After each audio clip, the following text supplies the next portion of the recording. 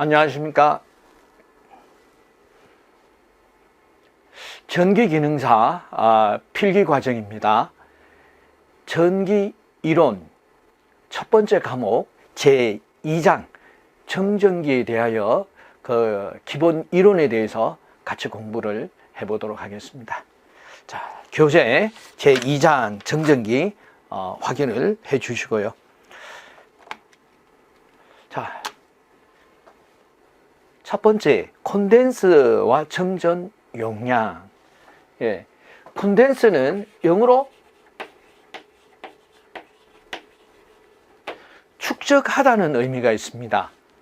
자, 그래서 뭔가를 축적을 하는구나 하는 거 아시겠죠? 그래서 뭔가 담는 거구나, 축적하는 거구나. 그런데 우리가 지금 배우는 건 뭡니까? 전기죠. 그래서 컨덴서는 전기를 담는다. 그래서 그럼 전기를 어떻게 담지? 전기는 전자가 이동해서 일을 하는 일체를 전기라고 한다라고 말씀을 드렸습니다. 그래서 전자가 이동을 하기 위해서는 외부에서 에너지를 받아야 되죠. 자, 이렇게 해서 외부에서 에너지를 받은 전자, 자유전자가 전하가 되겠습니다. 그래서 이 전하를 축적하는 소자가 컨덴스다. 자, 이렇게 해서 전혀 전기공학적이지 않게 그 의미를 알고 넘어가도록 하겠습니다. 그리고 정전 용량은 이 컨덴서에 그럼 이 전하를 축적하는 능력이 어느 정도 되느냐를 어때요? 수치화한 것이 정전 용량이죠. 그럼 컨덴서와 정전 용량 다 했네요. 그죠? 이렇게 공부를 쉽게 하셔야 됩니다. 자, 이렇게 다른 사람한테 얘기를 했을 때 전혀 전기에 대해서 사전 지식과 경험이 없는 분들도 이해할 것 같다 라고 내가 공부를 해야 되거든요. 자, 첫 번째입니다. 1.1 정전기의 발생과 정전력. 자, 정전기 아주 낯익은 용어가 나왔습니다. 전기를 공부를 하시다가 보면은 두 가지로 고민을 한다라고 말씀을 드렸습니다. 첫 번째 용어요. 두 번째가 수학인데 아주 모처럼 우리가 알고 있는 용어가 나왔습니다. 그렇다면은 우리가 알고 있는 용어와 이 정전기가 맞냐는 거죠. 결과부터 말씀드리면 맞습니다. 우리가 가을철에 아주 건조할 때 문고리를 잡든지 아니면은 자동차 도어, 즉 금속 물질을 잡았을 때 어때요? 갑자기 근육의 경직, 즉 찌릿하고 근육의 경직이 발생한다. 이것은 내 몸에 축적되어 있는 전기가 금속체를 잡음으로써 회로가 형성이 돼서 전류가 흐르는 상태입니다. 즉 다른 말로 방전이다 이렇게 얘기할 수 있겠죠. 누구나 다 알고 경험하고 있는 겁니다. 그렇다면은 어떻게 그 정전기가 축적이 되느냐 하는 것을 알아보면 되겠죠. 자, 그럼 보겠습니다. 자, 어떻게 물체를 마찰시키면 마찰 전기가 발생을 한다라고 했습니다. 물질과 물질을 서로 마찰을 시키게 되면은 이 물질은 자연계 상태에서 양성자와 전자가 같은 수로 존재하기 때문에 중성인 상태로 존재하죠. 자, 중성 상태로 존재하는 이 물질 두 개를 마찰을 시키면은 어때요? 전자의 이동이 발생합니다. 자, 그래서 여기에 한 물체에 있는 전자가 다른 물체로 이동하게 되면은 처음 있는 물체는 이제 전자의 결핍 상태이기 됩니다. 그래서 전자가 이동하게 되면은 전자가 빠져나가고 구멍만 남겠죠. 그럼 이쪽에는 전자가 늘어나 있습니다. 그래서 전자가 빠져나간 물질은 어때요? 플러스 상태로 되고 극성이 전자가 들어와서 전자가 과잉된 상태는 마이너스 상태가 되겠죠. 자, 이렇게 해서 물질이 플러스와 마이너스로 극성이 변하는 것을 대전 이렇게 얘기를 합니다. 그럼 이 물질은 대전체 이렇게 얘기를 하죠. 자, 그래서 마찰을 하게 되면은 전자의 이동에 의해서 물질이 대전된 상태가 되는구나라는 것을 이제 아시게 되겠죠. 그래서 대전체가 가지는 전기량은 전하라고 한다. 이제 대전체가 가지는 대전체의 전기량을 전하라고 하더라. 자, 영어로는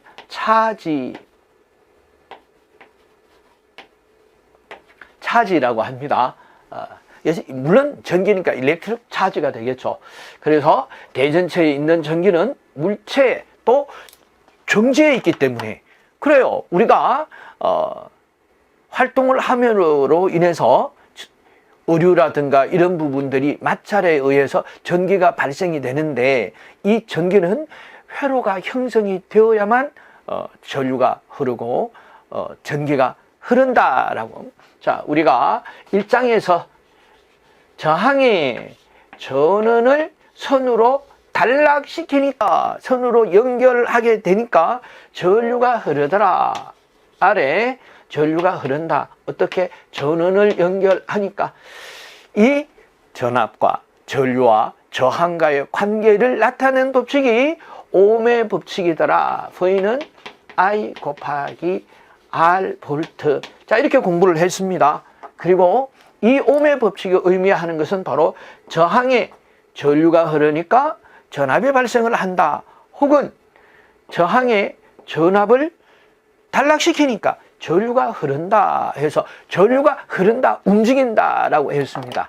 그래서 이 흐르는 전류를 도전류라고 할 수 있으며, 자, 이 전기가 흘렀다, 전류가 흘렀으니까 전기가 흘렀다라고 하죠. 그래서 동전기라고 한다면은 이 마찰에 의해서 생긴 물체에 축적된 이 전하에 의해서 생긴 이 전기는 흐르지 않는, 움직이지 않는 정전기다. 이렇게 스태틱 일렉트리시티라고 할 수 있겠습니다. 자, 그러면은 이 마찰을 시키면은 전기가 어떤 상태로 어떤 물체가 플러스가 되고 어떤 물체가 마이너스가 되느냐 하는 것을 한번 그림으로 보도록 하겠습니다.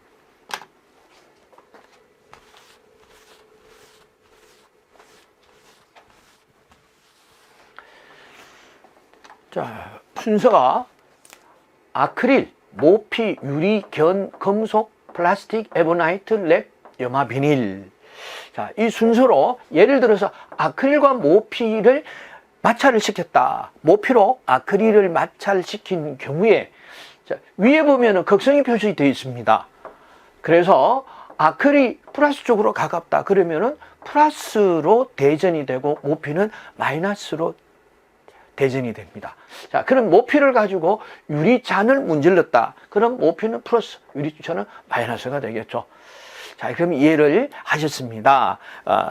마찰을 시켰을 때 어떻게 대전이 되느냐. 그런데 중요한 것은 이 순서가 시험에 나오느냐 하는 거죠. 예, 나오지 않습니다. 그래서 참고로 이렇게 외우실 분들은 외워도 좋겠습니다만은 그러나 문제는 출제되지 않는 편입니다. 그래서 외울 때도 그래도 내가 한번 외워봐야 되겠다라고 하시는 분들은 그래서 암호유견 검풀 이렇게 암호유견 검풀 그래서 LF염이다 이렇게 외우고 있습니다. 그래서 플러스와 마이너스로 대전되는 순서 이렇게 물질별 순서 알아봤습니다. 자, 그런데 이제 대전체를 만들었습니다. 그래서 전자의 이동으로 인해서 자, 플러스로 대전됐다. 이러면 대전체가 되겠죠. 대전체에 중성인 상태의 물질을 가까이 했을 때 대전체와 가까운 쪽에 있는 쪽이 대전체와 다른 극성 마이너스 전하가 반대쪽이 플러스 전하가 유도되는 현상을 정전 유도라고 합니다. 여기서 정전 유도 이렇게 되겠죠. 정전 유도. 자, 이렇게 단원을 쓴다면, 그래서 정전 유도는 그래서 중성 상태의 도체 B에 대전체 A를 가까이 하면은 대전체의 가까운 쪽이 다른 종류의 이 전하가 결집을 한다. 그리고 먼 쪽은 같은 종류의 정전기가 유도가 된다, 전하가 유도가 된다, 이렇게 보시면 되겠죠. 그래서 이런 정전 유도 현상에 의해서 물체의 양극에 어때요? 다른 극성이 결집되는 현상을 분극 현상이라고 합니다. 자, 그리고 이제 알아두세요. 참고로 물체 중에서도 어떤 물체? 절연체라고 하죠. 뭐 절연체 중에서 분극 현상이 잘 일어나는 것, 원활하게 일어나는 것을 유전체라고 얘기를 합니다. 유전체. 자, 그리고 유전체에서 분극 현상이 일어나는 것을 유전 분극이다, 분극 현상이다 라고 얘기를 하고 있습니다. 그래서 같이 알아두시면 되겠죠. 자, 이렇게 해서 전기를 공부를 할 때 어렵게만 공부를 하는 것이 아니라 이렇게 쉽게 공부를 해 두시는 것도 방법이 되겠습니다. 자, 그러면은 이제 이 대전된 물체와 대전된 물체를 어때요? 일정 거리를 뒀을 때 어떤 현상이 일어나겠느냐? 뭔가 힘이 작용하겠죠. 그래요. 그렇게 느낄 수 있겠습니다. 힘이 작용을 하는데 어떤 힘이 같은 전하는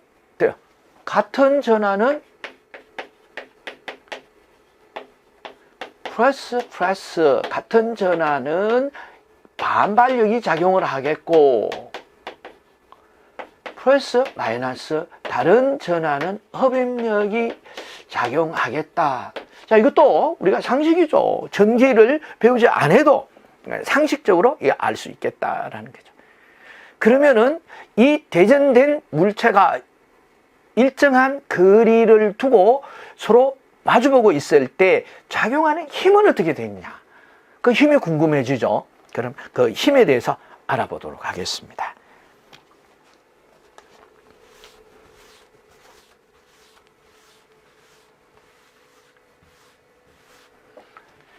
자, 두 번째, 정전력 쿨롱의 법칙. 그래서 쿨롱의 법칙은 대전된 전하 Q1으로 대전이 됐고 Q2로 대전이 됐으니까 전하니까 단위가 쿨롱이죠. 그래서 두 대전체가 R메타 떨어져 있을 때 서로 작용하는 힘이니까 힘은 영어로 폴스죠. 폴스니까 F로 나타냅니다. F는 K 곱하기 R 제곱의 Q1, Q2에 비례하고 단위는 뉴턴이다. K는 상수죠. 그러면은 어떻게 표현할 수가 있겠습니까? 대전된 물체 사이에 작용하는 힘은 거리의 제곱에 반비례하고 양 전하의 곱에 비례한다. 이렇게 시험에 출제가 됩니다. 그렇게 기억을 하시고 이 힘을 쿨롱의 힘이다 라고 얘기를 합니다. 쿨롱의 힘 혹은 쿨롱역이라고 얘기를 해요. 뭐 힘이나 역이나 뭐 같은 표현이 되겠죠. 자, 그런데 이 상수는 어떻게 되겠냐? 상수는 4파이 입실론 분의 1. 자, 이렇게 되겠습니다. 4파이 입실론 분의 1이니까 진공의 상태나 공기 중에서 그럼 이 상수가 얼마나 될까? 이렇게 한번 계산을 해보도록 하겠습니다. 그럼 4 곱하기 3.14 곱하기 파이가 3.14죠. 그럼 진공의 상태니까 이 유전율도 진공의 유전율이 되겠죠. 이 유전율은 E0 곱하기 ES, 즉 진공의 유전율 비유전율입니다. 자, 전하와 전하 사이에 존재하는 이 매체의 매질이 전기력선을 어떻게 만들어내느냐, 혹은 이 전기장에 어떤 영향을 주느냐를 수치적으로 나타내는 것이 유전율이다. 아직까지 제 말씀을 다 이해를 못 하시는 분이 계실 거예요. 그래도 관계없어요. 제가 연차적으로 설명을 해드립니다.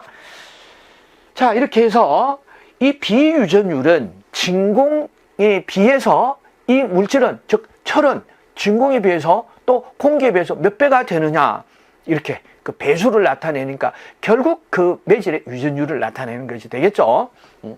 자, 그래서 이 공기나 진공은 비유전율이 1이 되겠습니다. 그러니까 E0 바로 하면 되겠죠. E0고 진공의 유전율은 8.855 곱하기 10의 12성 페롯 퍼 메타, 즉 단위 길이당 작용하는 어때요? 청전 용량이 바로 유전율이 되겠습니다. 그래서 E0는 이거 외워야 돼요? 라고 질문을 하실 수 있겠죠. 외워두는 게 좋습니다.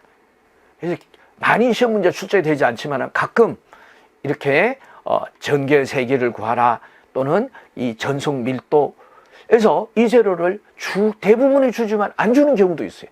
그래서 외워두시는 것도 하나의 방법이겠다. 그래서 8.855 곱하기 10의 그래서 마이너스 12성이죠. 마이너스 12성. 자, 그러면은 12성분의 1이 되니까 계산을 자, 이렇게 쓰겠습니다. 계산을 하면은 9 곱하기 10의 9성이 되겠습니다. 그래서 쿨롱의 힘은 양 전하, 점전하 사이에 작용하는 쿨롱의 힘은 4파이 입실론 분의 1 곱하기 R 제곱의 Q1, Q2 뉴턴으로 표시할 수 있으며, 자,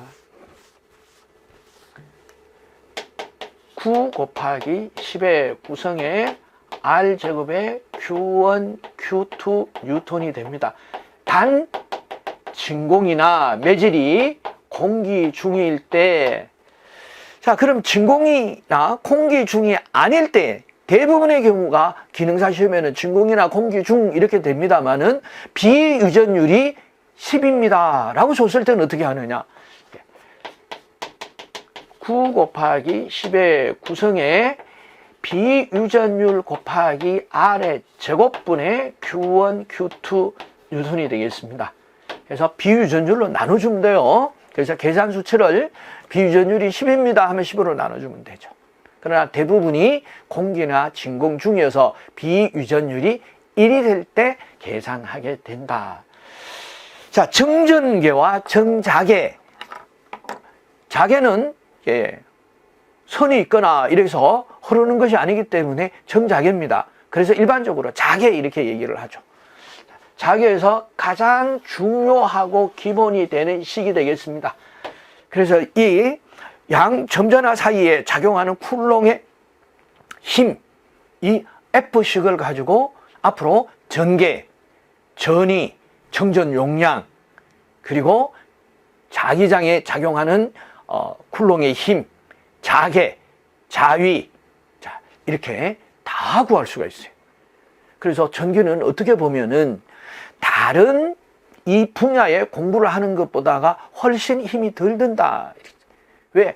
대비를 하거나 또는 대조를 하거나 또는 컨트롤 C, 컨트롤 V 이렇게 해서 이 프레임을 잘 이해하신다면은 공부를 하는 분량이 결국은 줄어들 수 있다. 이렇게 말씀을 드릴 수 있겠습니다. 그래서 자, 정전력 쿨롱의 법칙은 두 점전하 사이에 작용하는 이 정전 기력의 크기를 말하는데 특징은 어때요? 전하의 곱에 비례하고 전하의 제곱에 거리의 제곱에 격격하게 이 급속히 거리에 따라서 급속히 감소한다 이렇게 보실 수 있겠죠.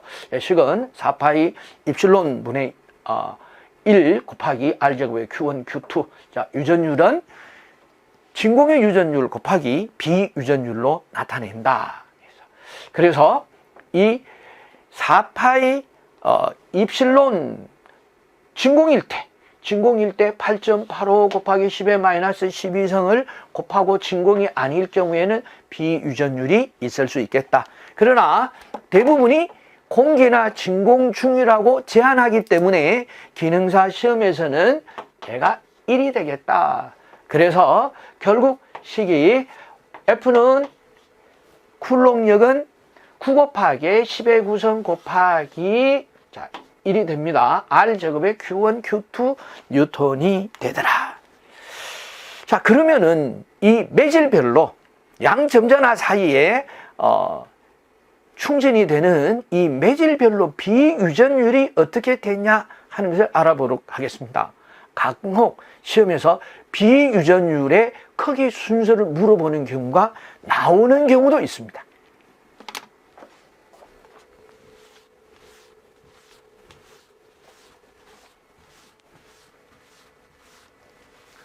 자, 여러 가지 물질의 비유전율 해서 그럼 이 표를 다 외워야 됩니까? 그럴 필요는 없죠. 그래서 나오면 얼마다라고 하는 것은 사실은 큰 의미가 없고 또 적용을 해서 비유전율일 경우에는 유전율을 제시해 줍니다. 그래서 물질별 비유전율은 외우실 필요는 없는데 공기가 1이다. 1.0005니까 약 1이다. 진공은 1이다. 제가 위에다 썼습니다. 진공이 써져 있질 않아서. 그래서 공기 중이거나 진공 중은 1이다. 이렇게 보시면 되겠고. 자, 그럼 두 번째는 진공 혹은 공기가 제일 작겠죠. 1이니까.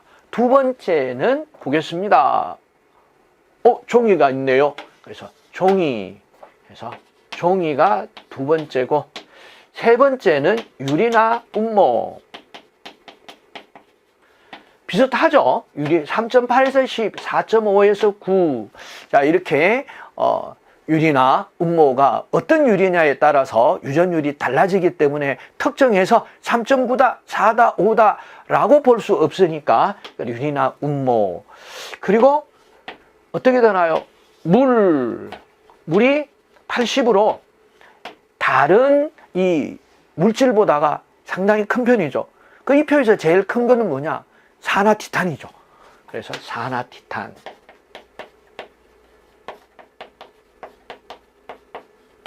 자, 이런 정도의 순서를 봐두시면 되겠습니다. 그럼 어렵지 않죠? 예, 첫째, 진공이나 공기, 그리고 종이, 유리나 운모, 그리고 물, 정유수, 그리고 세 번째, 마지막 분은 뭐 산화티탄. 물론 산화티탄보다가 더 비유전율이 큰 물질도 있습니다. 그렇지만은 이 표에 의해서 보시면은 산화티탄이 제일 크고 진공이나 공기는 1이더라. 이렇게 기억을 하시면 되겠습니다.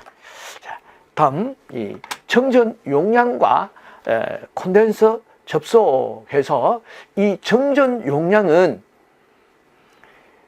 양 점전화 사이에 작용하는 힘을 수치화한 것이 결국은 정전 용량이에요. 자, 양 점전화와 똑같이 있어요. 선으로 연결되지 않았지만은 이 전하의 이동을 만든 것은 컨덴서. 그래서 전하의 이동을 만들었으니까 이것은 에너지가 이렇게 쌓일 수 있습니다. 그래서 컨덴서라고 하고, 그럼 어느 정도 전하를 축적할 수 있냐, 모을 수 있냐를 수치적으로 나타낸 것이 정전 용량이다. 이렇게. 자, 용량이라는 좀 지워야 되네요. 그죠? 네, 지우고 보겠습니다. 이 정전 용량이라는 의미는 어떠냐? 용량. 자, 일반적으로 용량은 용기에 담을 수 있는 양을 말해요. 그릇이죠. 그릇이 용기입니다. 그릇에 물이 어느 정도 들어가느냐 하는 것이 바로 용기에 담을 수 있는 이런 물질의 양이다라는 거죠. 그래서 용량. 이제 의미를 아시겠죠? 그래서 이 컨덴서가 양 점전화 사이에서 작용을 하는 이런 에너지를 담을 수 있는 그릇이다면 그 그릇이 얼마나 담기는데 이 정전 용량이에요. 정전 용량이고 이렇게 만든 디바이스 소자가 컨덴서입니다. 아시겠죠? 전하를 축적하는 장치 소자 컨덴서. 그렇죠. 그럼 이 컨덴서는 얼마나 전하를 축적하는데 정전 용량. 그리고 정전 용량은 컨덴서가 C로 시작하죠. C로 시작하니까 컨덴서는 C. 그럼 단위가 있어야 되겠습니다. 단위는 패럿. 자, 이렇게 해서 잘은 모르지만 뭔가가 이어져 있는 느낌이 들죠. 그렇게 기억을 하시면 됩니다. 한 번에 다 기억을 하시려고 하시지 마시고, 그래서 또 나오고 또 보고 이렇게 또 되풀이를 하고 또 복습을 하면서 반복을 하는 가운데서 어때요? 내가 말로 할 수 있으면 되겠습니다. 자, 이제 정전 용량에 대한 정의가 밑에 부분에 나오네요. 정전 용량에서 콘덴서에 축적되는 전하의 양. 그렇죠. 콘덴서에 축적되는 전하의 양인데 이 전하는 양극판이 걸어주는 전압에 비례하더라. 그렇죠. 전압이 전기가 일을 하는 에너지의 양이죠. 결국은 이 양을 벗어나지는 않겠죠. 그래서 비례하게. 자, 그렇게 이해를 하시고, 그래서 전기량, 전하량은 컨덴서가 전하를 축적할 수 있는 능력인 C, 정전 용량 곱하기 전압으로 나타낼 수가 있고, 단위는 쿨롱이라고 합니다. 자, 우리는 앞에 장 직류회로에서 이 전하량, 전기량을 배웠습니다. 그건 어떤 전기일 때? 동전기일 때. 전류가 도선을 따라 흐를 때 전하량 배웠죠. 전하량, 전기량, Q는 I 곱하기 T 쿨롱. 이런 묘미가 있구나, 전기라는 게. 이 전하가 움직일 때, 전하이란 얘기를 안 하죠. 움직일 때 이러면 전자라고 얘기를 해주죠. 그러나 축적이 될 때는 이 전자가 축적이 된다, 이런 얘기를 잘 안 하죠. 그러면 전하 이렇게 얘기를 합니다. 그래서 동전기에 에너지를 전달할 수 있는 것, 전류. 그리고 이런 정전계에 에너지를 축적할 수 있는 것은 뭐냐? 전하가 되겠죠. 그래서 Q, I, 이렇게도 분류가 되는구나 라는 것을 우리가 알 수가 있습니다. 자, 그래서 여기에서 비례상수 C, 우리는 이미 알고 있어요. 정전 용량이라고 제가 말씀을 드렸으니까. 그래서 C를 전하를 축적하는 응력, 즉 축적 다 다져서 닫는 능력. 그래서 능력입니다. 이제 뒤에서 또 말씀을 드리겠습니다만은 이거는 결국 뭐로 나오느냐? 즉 전기력선을 얼마나 많이 발생시킬 수 있느냐, 혹은 전속을 얼마나 많이 발생시킬 수 있느냐 하는 이 능력이다. 그래서 이 능력은 전압에도 비례하지만은 그 매질이 갖는 유전율에도 비례한다는 것을 아실 수 있겠어요. 그렇겠죠. 그래서 어떤 물질로 만드느냐에 따라서 이 전기를 많이 저장할 수가 있고, 이 전기를 저장하는 거 우리 주변에서 많이 보셨죠? 주머니에 넣어가지고 다니면서 전기 쓰다가 전기를 다 쏘고 나면 버리는 거. 이 드라이셀 건전지, 뭐 차량에서는 납축전지, 이와 같은 것들입니다. 자, 그래서 우리 C로 한번 알아보니까 Q는 CV라고 해서 어떻게도 기억을 하시면 좋겠습니까? Q는 크라는 발음이 나오니까 이것을 확 CV 하니까 15, 이렇게 저는 기억하고 있습니다. 저는 그렇게 배웠습니다. 언제? 1981년에 제가 처음 전기를 할 때 이렇게 배웠습니다. 그래서 전하량을 그때 정전 용량과 전압으로 나타내는 식은 Q 이꼴 C 곱하기 V인데 콱 씹으면 된다. 뭐를 씹어요? 이렇게 얘기를 저도 처음 배울 땐 물었습니다. 그러니까 아니 Q 씹으니까 Q가 키역 발음 나제. 그런데요. 그러니까 씹는 거야. 콱 씹어. 이렇게 해서 지금도 30년이 지나도 기억을 하고 있습니다. 자, 그래서 C는 V분의 Q다 해서 이 전하량의 법칙이 시험에 나옵니까? 나옵니다. 그래서 나오면서 기본 문제로 나오기 때문에 잘 기억을 하셔야 되겠죠.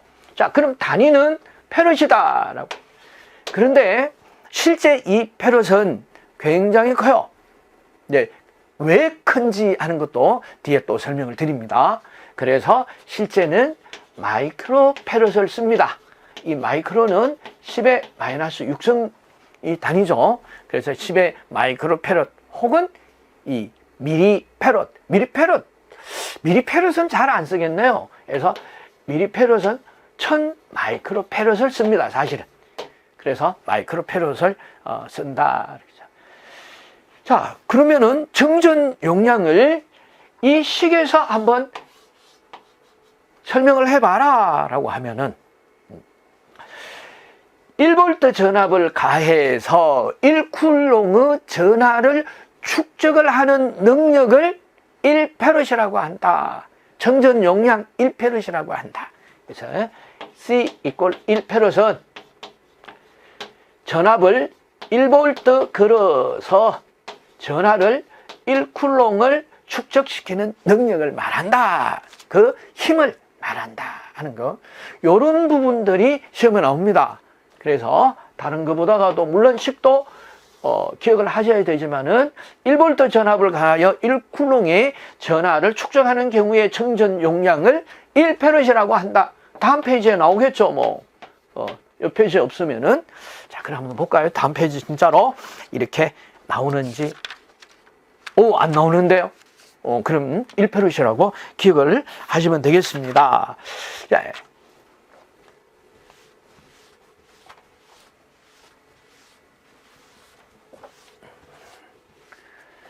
자, 이제 컨덴스라는 회로 소자도 알아봤고, 컨덴스의 회로 소자의 어떤 이 관계, 전하량과 전압과의 관계도 알아봤습니다. 자, 잘 이해를 못 하시는 분은 어떻게 하시라고요? 자, 사단 마크를 그리라고 했습니다. 이렇게 그리셔가지고 Q는 CV다. 이렇게 팍15 해서 어떻게 해요? 자, 이렇게 Q는 하면 Q를 가리니까 C 곱하기 V죠. 그럼 C는 V분의 Q, V는 C분의 Q. 자, 이렇게 해서 관계를 잘 모르시는 분은 이 변수 3개와의 관계는 이렇게 사단 마크를 그리면은 틀림없이 알 수 있습니다.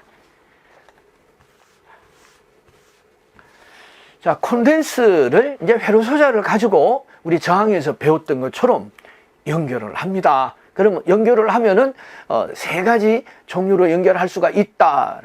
첫 번째, 어떻게 해요? 직렬. 즉, 한 줄로 연결하는 방법. 두 번째는 여러 줄로 연결하는 방법. 세 번째는 이제 복합적인 방법. 그래서 여러 줄로 연결했다가 또 한 줄로도 연결하고 이렇게 직병렬이죠.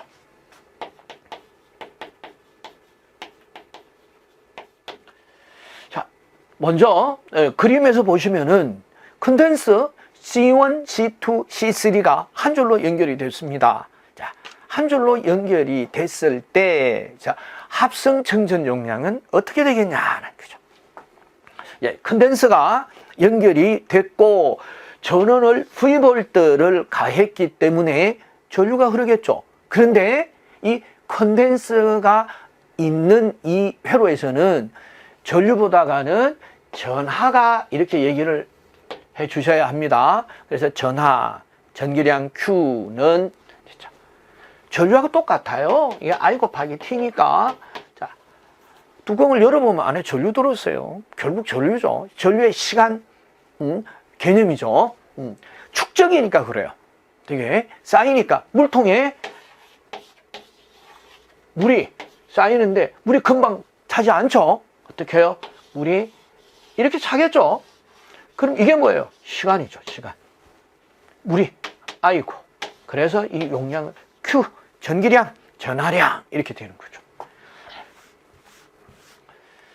자, 그래서 전류가 흐르는 것과 같이 생각을 하면 됩니다. 그래서 이 컨덴서에는 전하가 흐르면은 전압이 걸릴 거다. 이렇게 기억을 하시겠죠? 그럼 어떤 법칙에 의해서 어때요? C 곱하기 V 확 씹어라는 이 식에 의해서. 그러면은 우리가 배웠습니다. 직류회로에서 페루프에서는 키르호프의 제2법칙 전압평형의 법칙이 성립한다. 전원 전압은 각 소자에서 발생이 되는 전압 강하의 합과 같다. 예. 그래서 직렬 연결일 때 V는 V1 플러스 V2 플러스 V3와 같더라. 그리고 직렬 회로는 어때요? 전류가 같죠? 그리고 콘덴서 회로니까 전하가 같다라고 이렇게 보실 수 있으시겠죠? 그래서 V는 V1이니까 콘덴서 C1에 걸리는 전압이에요. 그래서 걸리는 전압은 그래서 Q는 C 곱하기 V에서 전압 V는 C분의 Q죠. 그런데 Q는 똑같아요. 그래서 V1은 C1분의 Q가 되겠고, V2는 C2분의 Q가 되겠고, V3는 C3분의 Q가 돼서 각 항마다 같은 숫자나 문자가 있으면은 괄호로 묶어낼 수 있죠. 그래서 Q의 C1 플러스 C2 플러스 C3 이렇게 V가 이렇게 되겠죠. 그럼 Q를 양을 해 보겠습니다. 덩어를 중심으로 해서 양을 해 보시면은 Q분의 V가 되겠죠. Q분의 V. 자, 여기서 Q분의 V가 뭐가 되나요? C는 V분의 Q니까 C분의 1은 Q분의 V가 되겠죠.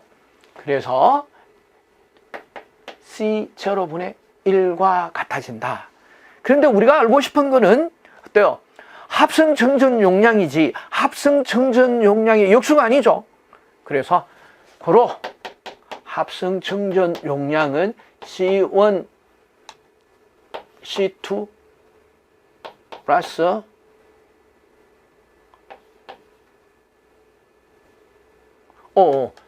제가 이게 잘못됐네요. 그래서 C1분의 1 플러스 C2분의 1 플러스 C3분의 1 이렇게 되죠. C1, C2가 아니라 Q를 빼면 C1분의 1 플러스 C2분의 1 플러스 C3분의 1 이렇게 되죠. 자, 그래서 합성 정전 용량은 C1분의 1 플러스 C2분의 1 플러스 C3분의 1분의 1 이렇게 되죠. 자, 우리가 기억이 나죠. 저항의 병렬 연결은 각 저항의 역수를 다 더해서 다시 역수를 한다. 자, 보겠습니다. 각 컨덴서의 역수를 다 더해서 다시 역수가 됐죠. 그럼 뭐가?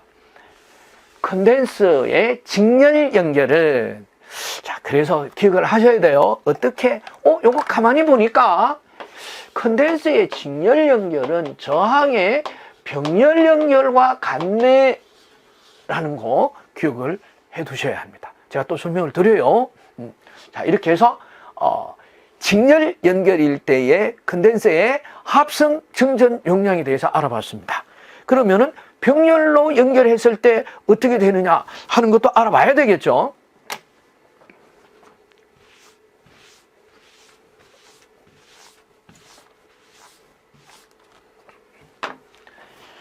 자, 이렇게 병렬로 연결을 했습니다. 예. 자, 이게 잘 안 보이시는 분들은 교재를 참고하시면 되겠죠. 교재하고 똑같은 내용이에요. 그래서 교재 오자도 똑같이 돼 있어요. 그래서 오자가 만약에 나오면 제가 말씀을 드릴게요. 자, 그래서 C1, C2, C3가 여러 줄, 세 줄로 연결이 돼 있더라. 그럼 병렬 연결에서의 특징 알아보겠습니다. 전압이 같다. 자, 병렬 연결에서 직렬 연결은 전하가 같다. 자, 저항회로에서는 전류가 같다. 그러니까 아주 중요하죠. 그럼 병렬회로는 저항의 병렬회로나 컨덴서의 병렬회로나 병렬회로에 걸리는 전압이 같다. 다시 말해서 자, C1에 이거 C1이네요. C1에 걸리는 V1이나 C2 전압 V3나 C3에 대한 V3가 어때요? 같다는 겁니다. 뭐로 같으냐? V로 같다. 자, 그러면은 이 전하가 전체 전하가 Q라고 하면은 이 한 점 A점에 Q가 유입이 돼서 Q1, Q2, Q3로 어때요? 분할이 되죠. 그래서 키르이호프의 제1법칙, 전류평형의 법칙에 의해서 어떻게 되나요? 한 점에 유입되는 전류는 어때요? 유출되는 전류의 합과 같다. 한 점에 유입되는 전하는 유출되는 전하의 합과 같다. 컨덴서 회로에서는. 그래서 Q는 Q1 플러스 Q2 플러스 Q3. 자, 뭐에 의해서? KCL에 의해서 키르이호프의 제1법칙, 전류평형의 법칙을 KCL이라고도 합니다. 자, 그러면은 전하량의 법칙에서 C 곱하기 V였는데, 그럼 각 전압이 같다라고 했죠. 그래서 C1 곱하기 V니까 문자와 문자 사이, 숫자와 문자 사이에 곱하기 생략할 수 있죠. C1V 플러스 C2V 플러스 C3V. 자, 각 항마다 같은 숫자나 문자가 있으니까 V로 묶어낼 수 있죠. C2 플러스 C3. 그러면은 V를 등호를 중심으로 이항을 하면은 V분의 Q가 되겠죠. V분의 Q는 C1 플러스 C2 플러스 C3. V분의 Q가 뭡니까? 얘가 C0가 되겠죠. 전체의 합성 청전 용량이 되겠습니다. 자, 병렬로 접속을 하니까 다 더해지네요. 이것은 뭐가 같으나요? 저항의 직렬 연결하고 같다. 더하는 것이 같다는 얘기예요. 그래서 이제 기억을 하십니다. 어떻게 저항의 접속, 즉 연결을 정확하게 기억을 하고, 컨덴서의 접속 연결은 저항의 반대, 컨덴서의 직렬은 저항의 병렬과 같고, 컨덴서의 병렬은 저항의 직렬과 같다. 저항의 직렬은 다 합성, 저항은 더한다. 그럼 저항의 병렬은 역수를 다 더해서 다시 역수를 한다. 똑같이 하면 됩니다. 자, 그렇게 해서 컨덴서의 직렬, 병렬 알아봤습니다. 다음은 이 정전계에서 작용을 하는 전기력성과 유전율에 대해서 알아보겠습니다.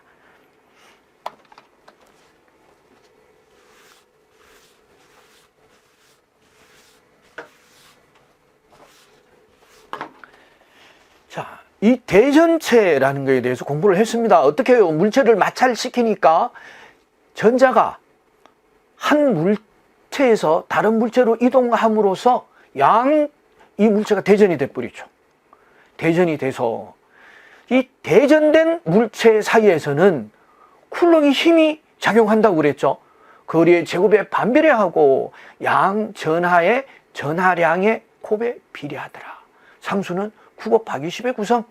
그래서 정전력은 F는 9 곱하기 10의 구성 곱하기 R제곱분의 Q1, Q2.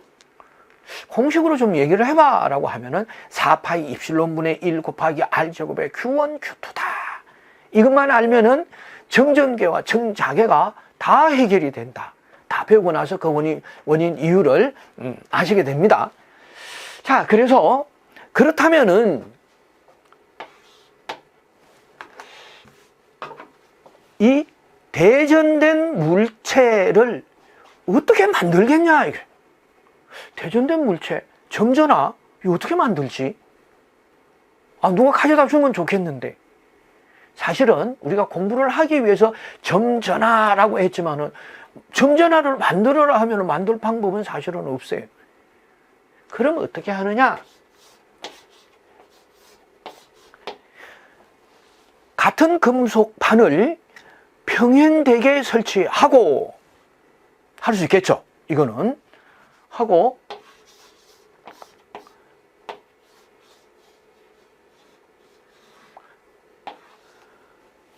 전원을 연결하고 전구를 연결할 때 어떻게 되겠습니까? 자, 일반적으로 봤을 때 전기회로는 폐루프가 되어야 된다. 그래서 선이 한 곳이라도 끊어진 곳이 있으면 전류가 가지를 못해. 이거는 뭐 전기를 아는 사람이 더 잘 알아요. 전기선 끊으면 전기 흐르지 않는다. 즉, 이 전등에 불이 왔다가 전기선을 끊으면 불이 간다라는 거예요. 그 대표적인 예가 스위치죠. 스위치 탁 누르면 툭 가는 거 알고 있어요. 그런데 보시는 것과 같이 중간에 끊어져 있다. 끊어져 있는데도 불구하고 불은 온다. 불이 온다는 얘기는 전류가 흘렀다. 결과예요. 왜 흘렀느냐? 이것도 18세기 중반까지 다 정리를 못했는데 18세기 중반에 맥스웰이라는 과학자가 증명을 합니다. 왜 이 전류가 흐르냐? 이 전류가 흐르는 것부터 먼저 공부를 합니다. 전원이라고 했습니다. 전압을 공급하는 장치가 전원이에요. 그러니까 플러스에서는 계속 플러스, 그러니까 전공을 플러스 계속 공급을 하니까 이게 선이 아니라 선이었다면은 갈 데가 없죠. 그러나 판입니다. 금속판, 판이니까 쌓이겠죠. 마치 용기에 물이 담기듯이. 자, 이렇게 쌓이게 되고 반대편에는 전자가 직결하네요. 자, 이렇게 양극판이 대전체가 되고 대전체 점전화 똑같으네 라고 이렇게 아실 수가 있겠습니다. 가장 실질적으로 구현했습니다. 점전화를 구현했습니다. 양금속판으로. 자, 그러면은 공기 중에도 플러스 이온과 마이너스 이온, 즉 플러스 전하와 마이너스 전하가 있어요. 그래서 붕괴가 바로 쾅 치지 않고 자기 길을 같은 극을 어때요? 찾아서 가는 겁니다.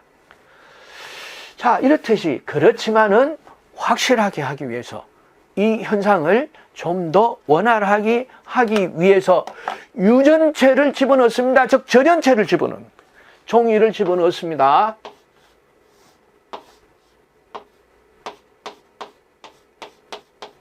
자, 이렇게 종이를 집어넣었다. 종이는 절연체고 절연체는 절대로 전류가 흐르지 않습니다. 그렇지만은 이 물질이기 때문에 이 종이도 플러스 마이너스가 몇 개인지는 모르겠지만은 같은 수로 존재한다. 이제 우리가 이 정전유도 배웠으니까 써먹어야 됩니다. 자, 이 대전체에 중성의 물질을 가까이 하게 되면은 대전체와 가까운 쪽에 대전체 극성의 반대 전하가 모인다. 그래요. 플러스에는 마이너스가 플러스는 마이너스 쪽으로. 그래서 정전계에 작용하는 근본 힘은 흡입력입니다. 이것도 시험에 나옵니다. 흡입력. 잘 기억을 하시죠. 자, 이렇게 전하에 그렇죠? 움직임이 발생했죠. 이 전자가 흘렀다라고 하면 이 전류죠. 그래서 불이 오는데, 그럼 이 전선에 흐르는 전류와 이 절연체에 흐르는 이 전류는 어떻게 규명을 할 거냐? 전선에 흐르는 전류를 도전류라고 합니다. 흐르는 전류다. 그리고 절연체에 이 전하들의 자리를 바꾸어서 흐르는 전류를 변이전류라고 합니다. 이 변이전류에 대해서는 구체적으로 이제 기사에 가서 배우시게 됩니다. 자, 그래서 불이 왔구나 하는 것을 알았습니다. 자, 그러면은 제가 치우겠습니다. 이제 알았습니다. 이제 뭔가가 막 그림이 그려지려고 해요. 그래, 좋아요. 이 상태가. 자, 그래서 양극판에 금속판을 마주보고 설치하고 혹은 대전된 점전화를 마주보고 설치하고 같아요. 자, 전원을 연결하게 되면은 이 전하가 양전하에서 부전하로 이동을 하더라. 즉, 에너지의 이동이 발생을 하더라. 그런데 그게 눈에 보이냐 이거죠. 안 보이죠. 눈에 보이지 않지만은 가상의 실선을 나타내서 에너지의 흐름의 선을 그어보자. 이렇게 긋습니다. 이것을 이름을 붙여줘야죠. 이제 선을 만들었으니까. 없는 거를 만들었어요. 어때요? 지금 무슨 에너지예요? 전하량, 전기량, 이 에너지죠. 그래서 이거는 전기력선이다. 이렇게 이름을 붙이시면 되겠습니다. 그런데 전기력선이 하나가 아니고 여러 개죠. 여러 개라고 하는 것은 영어로 그룹이라는 뜻이에요. 이것을 우리말로 번역을 하게 되면 속으로 번역이 돼요. 그래서 전기력선의 그룹이다 해서 이것을 전속이라고 하고 단위는 쿨롱, 즉 전기량, 전하량 단위와 같이 쓰고 있습니다. 전속에서. 자, 그래서 이 전속 전기력선이 존재하는 공간, 이 공간을 전기장 혹은 전장 혹은 전개라고 합니다. 잘 기억을 하셔야 돼요. 전기장의 세기를 구하세요, 전개 세기를 구하세요, 같은 말입니다. 예. 그래서 이것은 전기력선이 존재하는, 즉 작용하는 공간을 얘기하는구나라는 걸 이렇게 아셔야 됩니다. 뭐를 그려서 점전화로 해서 그리면 잘 모르시잖아요. 그래서 어떻게 평행하는 금속판을 그려놓고 자주 그려보시라. 이제 전기력선이 뭔지 알았습니다. 그럼 전기력선을 만들어 보세요 하면 만드실 수 있겠죠? 그래요. 만드실 수 있으셔야 됩니다. 어떻게? 같은 금속판을 평행되게 설치하고 전원을 연결한다. 그러면은 금속판과 금속판 사이가 정전기, 그리고 금속판에서 한 다른 금속판 쪽으로 작용하는 이 힘이, 이게 정전력, 쿨롱의 힘이에요. 쿨롱의 힘이고 보이지 않지만은 가상의 실선을 끈 것이 전기력선. 전기력선을 묶으면은 전속. 전기력선이나 전속이 존재하는 공간은 전기장, 전장, 전개라고 한다. 그래서 일렉트릭 필드가 되겠죠. 영어로 보시면은. 자, 대전체 주위에 전하를 놓으면은 전기력이 작용한다. 대전체. 자, 전기력이 작용하는 공간을 전개, 전기장, 전장이라고 한다. 전기장, 전장, 전개. 이제 정리하시는 거예요. 한번 공부를 했으니까. 정지 상태의 전하에 의해서 정지 상태, 즉 도전류가 아니지 않느냐라는 거죠. 그래서 전기장을 정전기장, 이것을 정전기장이라고 얘기한다. 그래서 영어로는 Static Electricity Field, 이렇게 하면 되겠죠.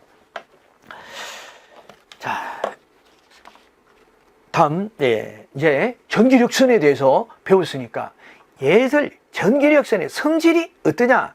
그래서 성질, 우리는 성질이 그럼 참 착해, 참 순해, 아니야, 참 고약해, 고집이 세, 이런 특성들이 있겠죠.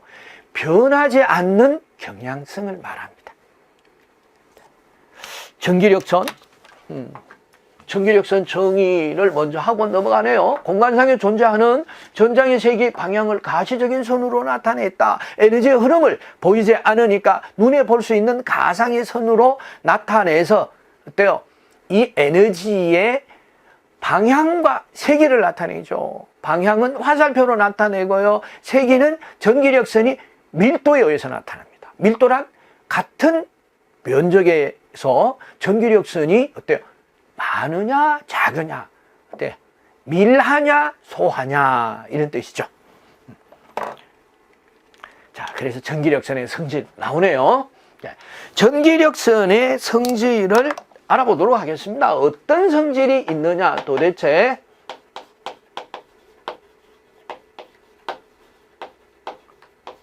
자, 첫 번째, 양전하에서 시작해서 부전하에서 끝난다. 예, 평형극판에서 한쪽 극판에서 시작을 해서 다른 쪽 극판, 시작을 하는 극판 쪽이 어때요? 양전하. 그리고 끝나는 극판이 부전하입니다. 양전하, 좀 익숙한 표현이 아니죠. 그냥 플러스. 그리고 끝나는 쪽에 마이너스. 극이 된다. 똑같은 얘기예요. 자, 그래서 이 표현을 그럼 두 자로 줄여봐라. 정전하에서 시작해서 부전하에서 끝난다라고 하니까 시작점과 끝나는 점이 명확하게 있죠. 그래서 이런 것을 그래서 발산한다. 발산이라고 얘기를 해요. 마치 이런 호수의 분수에서 물이 어때요? 이렇게 물이 뿌려지죠? 그러면 이 물은 어때요? 다시 원래의 시작된 점으로 오질 않죠. 그 공간을 헛뿌려지죠. 이것을 발산이라고 합니다. 발산한다. 자, 이 특징을 담은 다른 표현은 참고하시는 거예요. 그래서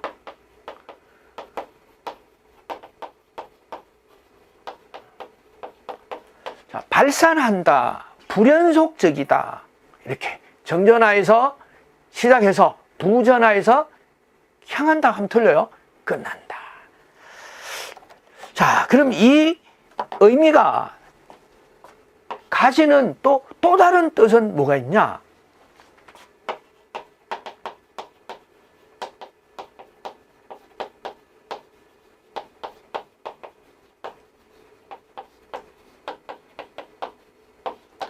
자, 금속 내부에는 전기력선이 없습니다.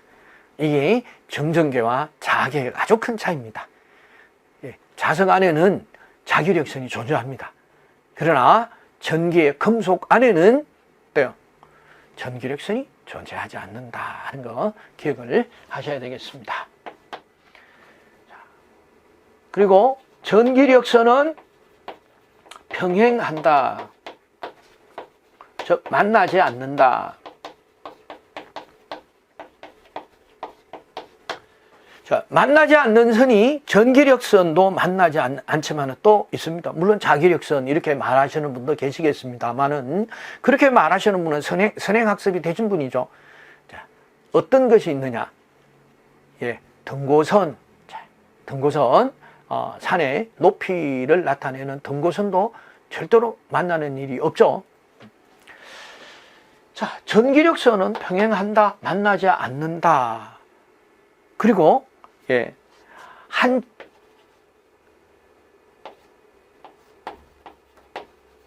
전기장 내의 한 점의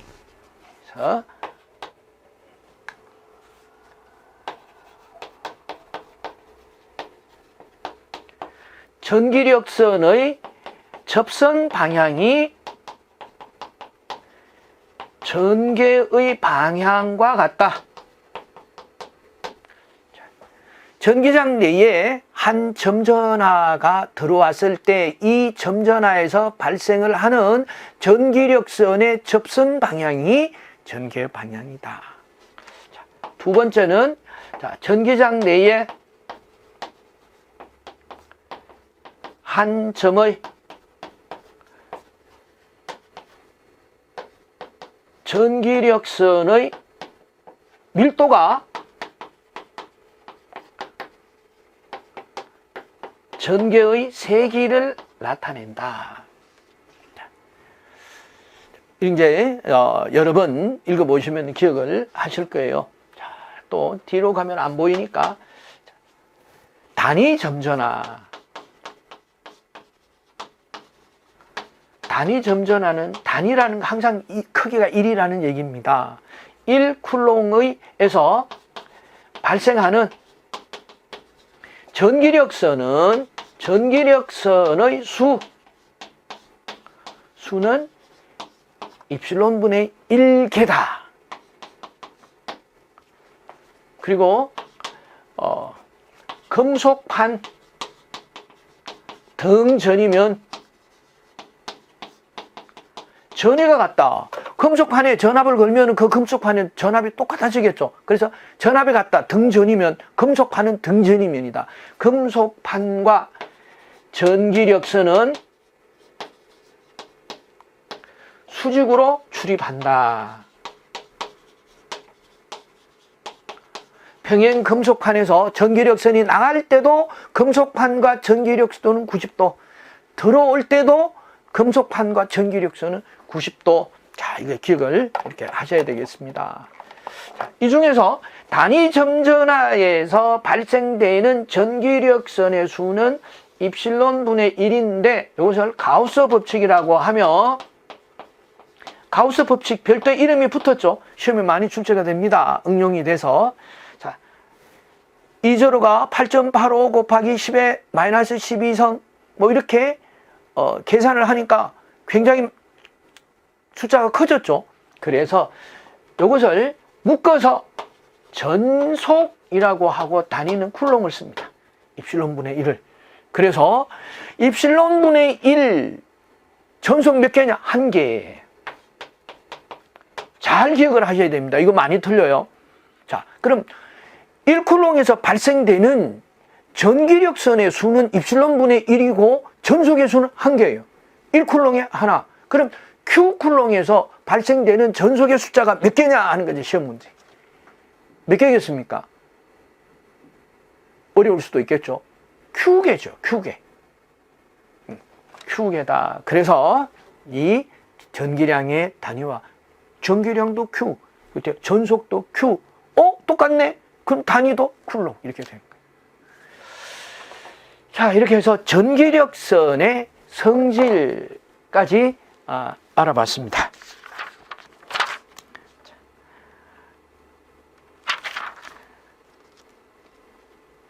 다음은 조금 쉬고 다음 또 이어서 공부를 하도록 하겠습니다.